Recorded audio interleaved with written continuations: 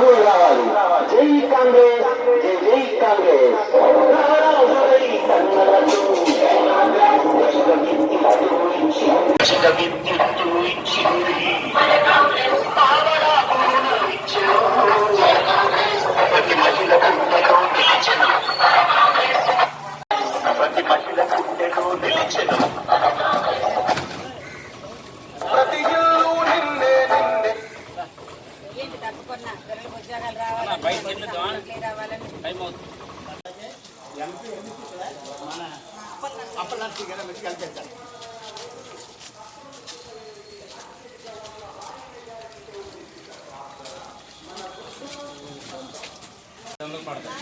అలాగే ఇల్లు కట్టుకోవడానికి 5 లక్షల రూపాయలు, రైతులకు 2 లక్షల రుణమాఫీ, అలాగే ప్రతి పేదవారికి కూడా 400 రూపాయలు ఉపాధి హామీ కూలి, పట్టణానికి కూడా ఉపాధి హామీ ఇక్కడ నుంచి వర్తిస్తుంది.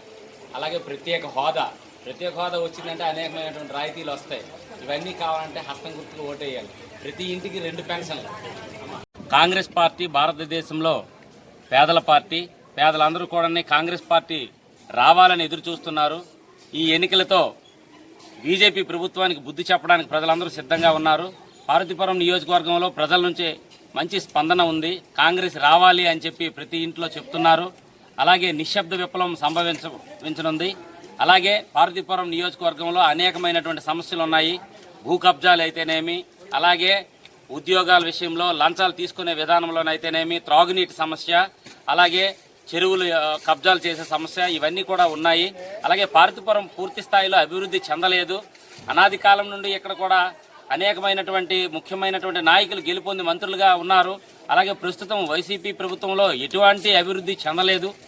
కాబట్టి కాంగ్రెస్ పార్టీని ప్రజలందరూ కూడా ఆదరిస్తారని, అభిమానిస్తారని తెలియజేస్తున్నాను. హస్తం గుర్తుకు ఓటేయాలి.